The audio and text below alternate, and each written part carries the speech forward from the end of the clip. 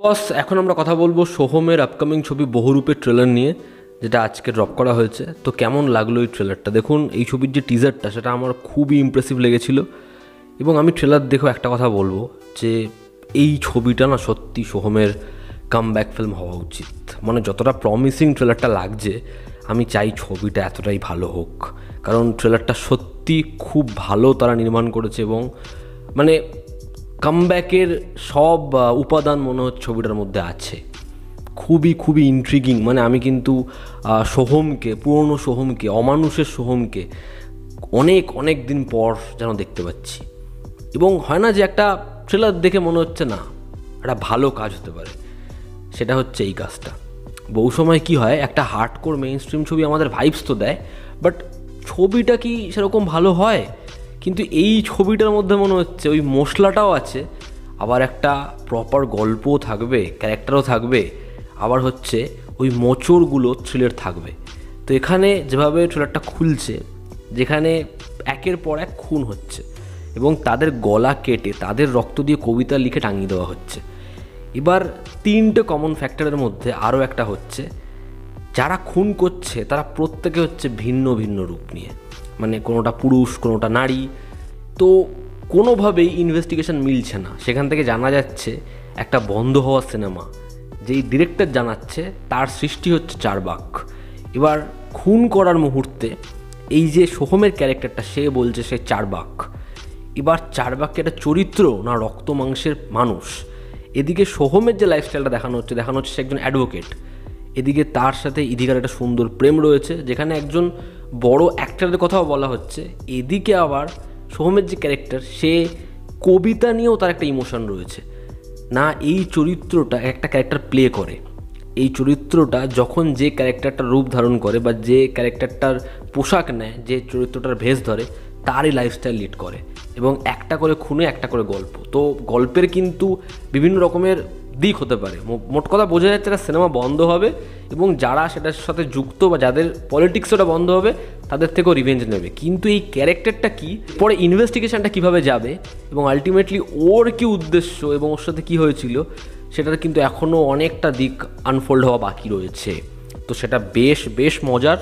এবং যা পারফরমেন্স, দেখুন সোহমকে এই ট্রেলারে হেভি লাগছে, জাস্ট হেভি লাগছে। পারফরমেন্স তার খুব ভালো। প্রত্যেকটা যেরকম লুক সেট হয়েছে সেটা খুবই ইমপ্রেসিভ। মূলত ওই যে জায়গাটায় যেখানে ও বলছে যে এদের কবিতা খাবে, এরা কবিতা খাবে, আমার কলিজা খা, ওই যে জায়গাটা যেরকম ভালো, সোহমের প্রত্যেকটা লুক খুব খুব ইমপ্রেসিভ। এবং যখন হচ্ছে ওই গেট আপটা নিয়ে বলছে আমি চারবাক, পুরনো অমানুষ vibes, Soham just to good. এবং এখানে ওই একটা কমার্শিয়াল হিরোর যে স্লো মোতে এন্ট্রি অ্যাকশন করছে, ওটাও রয়েছে। মানে ওগুলো বাদবাকি জিনিসপত্রগুলো এত ভালো লাগে যে ওটাকে আমি খুব একটা গুরুত্ব দিচ্ছি না। ইধিকার লুকটা এখানে ভীষণ ইমপ্রেসিভ। ওই কার্লি হেয়ারে যেরকমভাবে ও হাসছে যে এটা মানে পালা মঞ্চ না, সেখানে ওর যা রিয়াকশন, ইধিকার চরিত্রটা খুব মিস্টিরিয়াস হতে পারে। ও বেঁচে নেই বা ওর মৃত্যুর একটা রিজন, বা এটা কাল্পনিক ক্যারেক্টার, মানে যা কিছু হতে পারে, চরিত্রটা খুব অদ্ভুতভাবেই আসছে। খুব ভালো লাগছে। আমি না খুব মানে মস্তি পেয়েছি রাজা দত্তকে দেখে, যে রাজা দত্তকে কেউ, আমি আগের দিনই বলছিলাম, কেউ একটু অন্যভাবে প্রেজেন্ট করলো লোকটাকে। কারণ এরকম হাইট, এরকম লোকটার মেজাজ, তো তাকে দাও না অন্য ক্যারেক্টার, বস ফাটিয়ে দেবে হয়তো। খুব ভালো লাগছে। এখানে আমার খালি ইয়ের লুকটাই একটুখানি অদ্ভুত মনে হলো, সেটা হচ্ছে লোকনাথ বাবু। এত ভালো একজন অ্যাক্টার, দেখার তার চরিত্রটা কী হয়।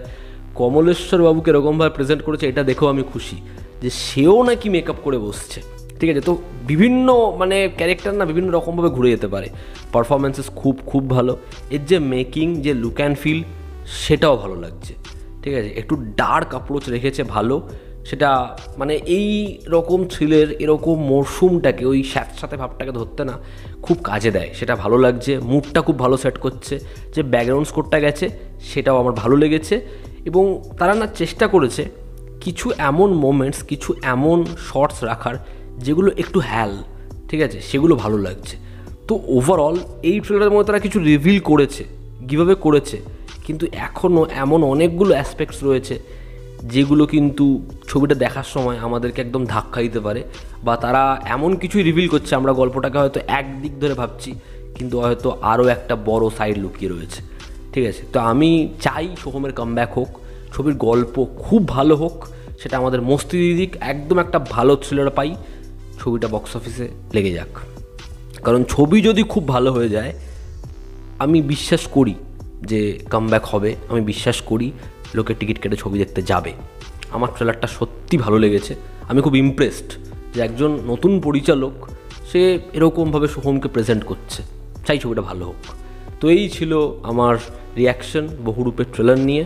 তোমরা যারা এই ট্রেলারটা দেখেছো তোমাদের কি অপিনিয়ন জানিও, জনতা আমাদের পাশে আছে, আবার দেখা হচ্ছে, টেক কেয়ার।